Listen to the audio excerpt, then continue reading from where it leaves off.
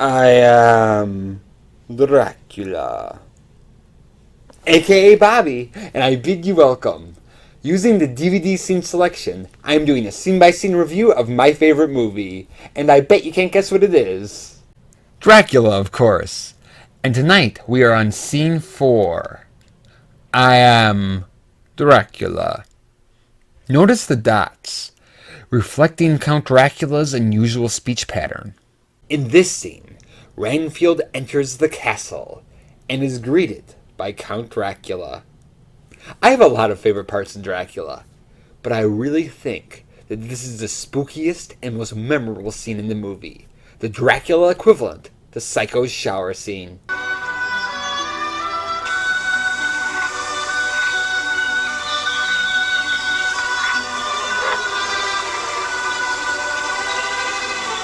The scene takes place in the main hall of Count Dracula's castle, and I think this is the spookiest set ever constructed for a movie. It gives off so much atmosphere, and according to Tom Weaver, the vast interior hall of Castle Dracula remains the most imposing set from any of the vintage horror films. It was built on Stage 12, which was Universal's biggest soundstage and the 8th biggest in the world. And they make the most of it, because this mammoth set is so haunting. It has a huge staircase, it's filled with dust and debris, and has dead trees coming in through the windows.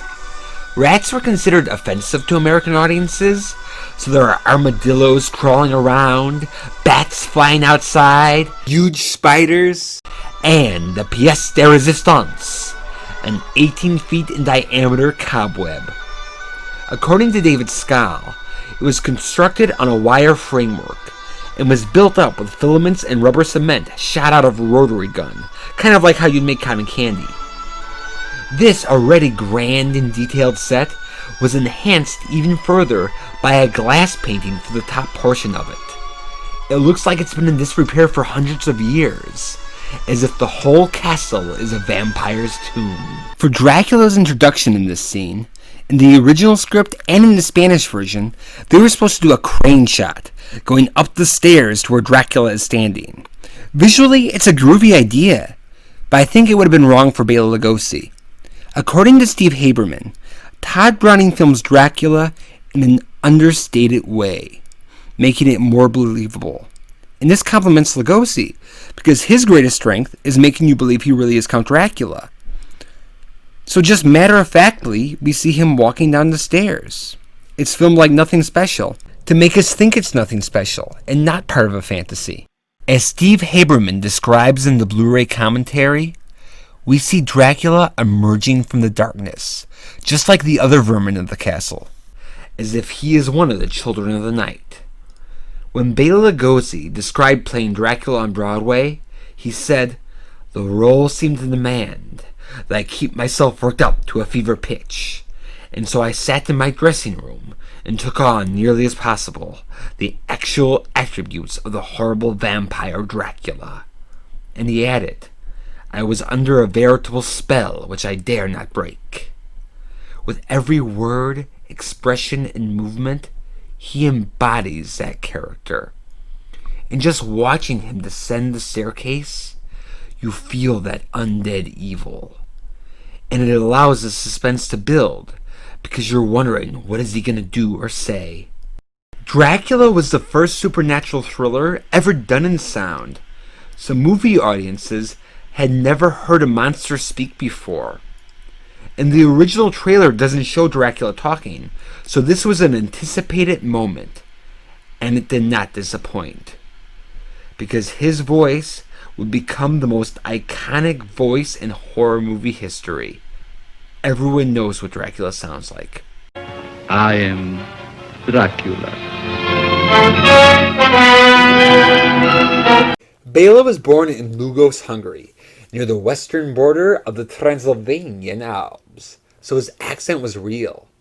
His voice was deep, and he has this strange and deliberate speech pattern, with oddly placed pauses and inflections. Now, the urban legend is this because he didn't speak English and was doing the part phonetically, not really knowing what he was saying.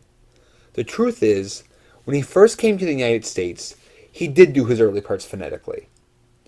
But by 1930, he was able to hold the conversation in English. So the language difficulty may have contributed a little, but by and large, this was an artistic choice that suggests that he really is undead. And the fact that it's hard to believe that he's doing it on purpose shows you what a great actor he is. And his opening line is so groovy. I am Dracula. It's really good to see you. I don't know what happened to the driver and my luggage, and with all this, I thought I was in the wrong place. In terms of story, he's introducing himself to Ranfield, but he's also introducing himself to the audience, informing the world that he is Count Dracula. In the book, Dracula has a mustache. When people think of Count Dracula, they think of the characteristics of Bela Lugosi, even if they haven't seen the movie. And the names Bela Lugosi and Dracula became inseparable. He would be billed as Bela.Lugosi and was even buried in his Dracula costume.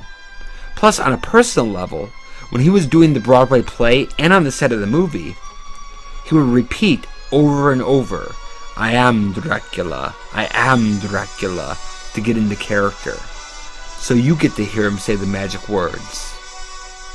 In the book and in the original script, Dracula had more dialogue in this scene, but Todd Browning cut it down to 4 simple, well-written, and unforgettable sentences, making Dracula less talky and more silent and sinister. But with every line, Bela bats 1,000. I bid you welcome. It's eerie, but spoken with the elegance and grandeur of a true aristocrat. Remember, Dracula is a count. Plus, his pose gives us our first full look at this iconic costume, which every costume store sells some variation of. Now, in the book, Dracula is dressed in all black, and the tuxedo and cape really come from the play, which was originally done in England by Hamilton Dean. Now, the big change in the play is that Dracula has to interact with other people and fit in inside the drawing room, while still standing out as a unique character. The tuxedo is such a classy and sophisticated thing to wear, but is also something traditionally you're only supposed to wear in the evening. The cape visually suggests the wings of a bat, especially the way Bela gestures with it. But it was still a normal thing to wear in the 1920s, like if you were going to the opera. Hamilton Dean had originally wanted to use an Inverness cape, which is what Barnabas Collins would later wear on Dark Shadows. But he ended up going with the Episcopalian priest funeral cape instead. Now, the signature high collar was originally used because they had a special effect where Dracula would stand with his back towards the audience and would disappear through a stage trap door, which are called vampire traps, and the high collar would help conceal his head. While they didn't do the special effect on Broadway or in the movie, it adds to that sinister quality by having his whole body, including his head, be surrounded by darkness. Now, the medallion was added for the film. It gives the tuxedo a more Eastern European quality, and because it resembles a war medal, it also hints at the history of the character.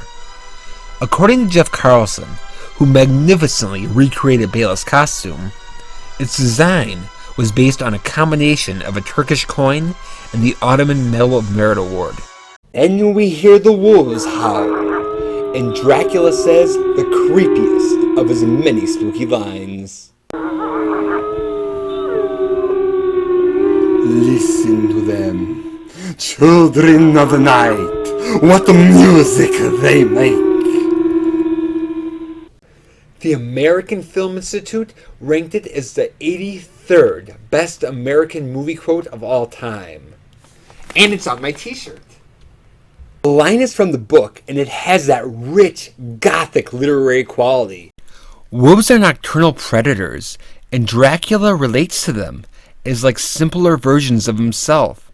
like children, and he finds beauty in their presence. Bela enhances the already haunting line by saying it with intense relish, totally embracing this weird dark world. Arthur Lenning points out that along with emphasizing the word music, which is normal, he also emphasizes the word they, which is abnormal.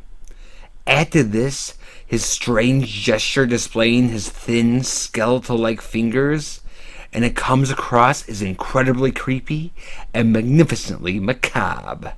As he's walking up the stairs, Count Dracula magically walks through the huge cobweb. Now this would have been impossible in 1930, so it happens off screen and we just see Renfield's reaction. But I think just implying it makes it more mysterious. Like, did you just say that? How did he do that? Then Renfield has to tear through the web, disturbing the spider. The spider is spinning his web for the unwary fly. The blood is alive, Mr. Renfield. Look at his eyes. He's anticipating drinking Renfield's blood. His line takes an idea from the Bible, the blood is the life, and subverts it for evil. It works as a metaphor for him trapping Renfield, and foreshadows Renfield's future of consuming small lives like flies and spiders. The scene concludes with Dracula malevolently watching and waiting for Renfield to continue walking up the stairs. The difference between spooky and scary is scary makes you go, ah! Whereas spooky is about that eerie feeling and the suggestion of the supernatural. Now, the shower scene in Psycho is considered one of the scariest movie scenes of all time. And I think this is one of the spookiest. Because Bela Lugosi suggests the supernatural. And he does it without elaborate special effects or elaborate makeup. It's his acting. And that's why it's still so powerful. Everything about this scene is so iconic. From the castle, to the dialogue, to the costume, to the acting. And it's iconic for a reason. It is so well done. And there's something very pleasing about having your expectations being met. Like, yeah, that's how Dracula should dress. And that's how Dracula should talk. But what I think is unexpected is that haunting feeling behind it. Because Bela Lugosi really seems like the evil, undead vampire Count Dracula. And this really seems like his castle. And you feel like you're inside a haunted house. As you go further and further up those stairs, the ominous feeling grows. And you wonder, what horrors has this man, no, this monster done? And what evil things is he about to do? And that's what spookiness is all about. We'll find out about those evil things next time when we go to Scene 5. Renfield's room. Until then, pleasant nightmares.